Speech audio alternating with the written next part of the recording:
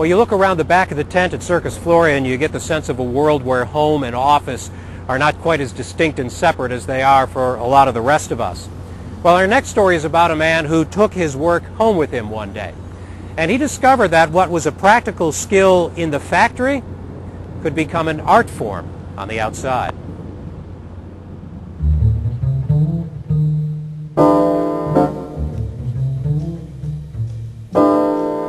Like a classic work of jazz, the sculptures of Kevin Trobaugh are driven by improvisation.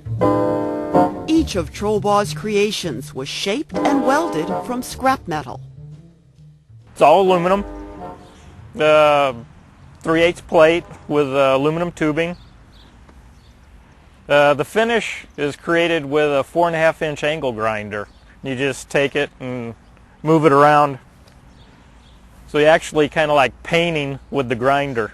Now, you had a little help with this. I had help with this. The gentleman at work that runs the burning table, he's specially cut this out just for me.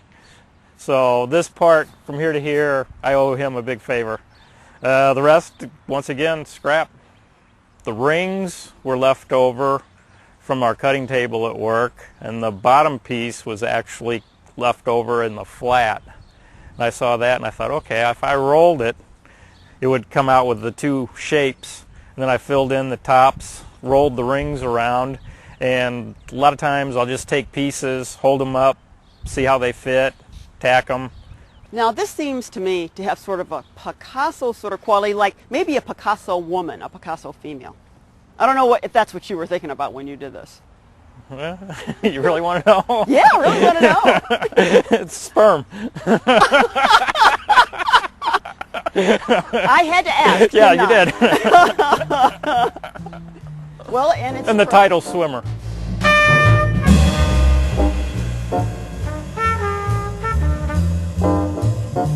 Trobaugh's more popular pieces include his kinetic sculptures. Some of them will vary a little bit. The size, shapes.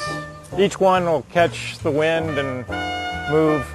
It's really rather mesmerizing. By night, Trobaugh sculpts in the Fairview Heights garage that doubles as his studio. He also works with metal by day. Trobaugh is a sheet metal worker at Walters Metal Fabrication in Granite City. He's been in this line of work since dropping out of college, where he majored in marketing. Have you had any formal art training at all? No. I had an art appreciation class in college, and that was it. Trobaugh doesn't consider the transition to artist much of a stretch. It happened 16 years ago when he attended the Midwest Salute to the Masters and saw the work of another metal sculptor. And I recognized what he was using as scrap that we threw away from work. So I said, okay, I can do that. And that's where it all started. Started doing local art shows, Gateway East Artists Guild, then St. Louis Artists Guild, started winning awards, so I thought I must be doing something right. Because of the availability of metal left over when orders are completed, Trobaugh's job pays in more ways than one. This must be like a treasure trove. Oh yeah. I'll tell other sculptors about it, and they're just so envious that, because I have access to a lot of the different suppliers here. The welding suppliers are always coming in. I find out about new technology. Another reward for Trobaugh, inspiring co-workers. There's two of them making metal furniture. So, but I encourage them. We fight over scrap a little bit, but that's okay. When we first visited with Trobaugh, he was finishing pieces for display and sale at Art on the Square in Belleville this spring.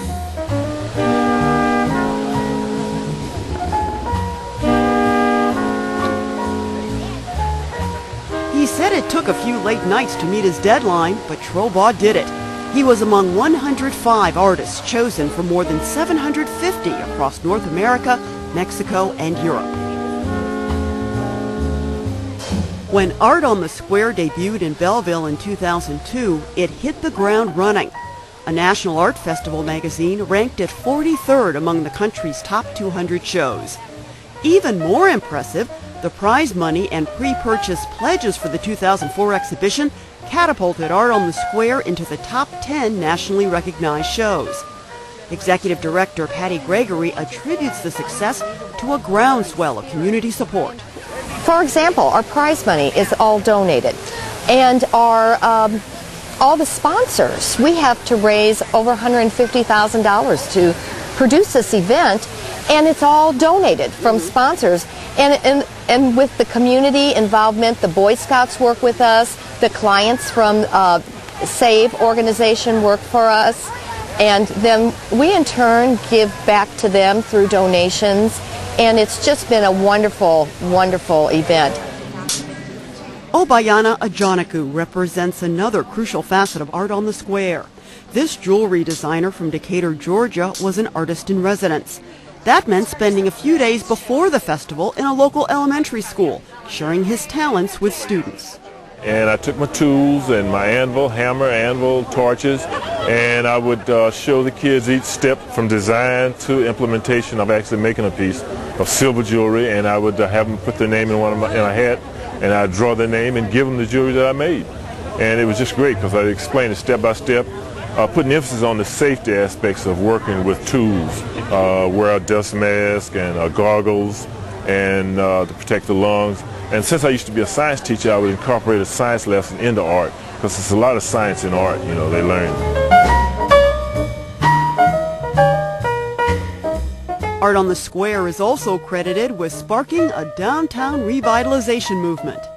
It has allowed people to see the wonderful buildings and architecture that we have down here, and actually since this event has started, we have had new people move in downtown. There you go. Arlene Scaturro is one of those merchants putting a new store near the square. She took advantage of the art show to give out samples of her wares to passers-by. There's a lot of new activity. They're trying to revitalize downtown Belleville, and they're doing an excellent job of bringing in small, independent businesses. So as far as the community and the artists are concerned, this is not just another art fair. No other show that I do, even ones that's been going for decades, treats the artists better than this show. I mean, and the public response is great. That goes double for Kevin Trobaugh. It gets better every year. Just the amount of work that the organizers put into it, the community supports it so well. It's one of the best fairs around.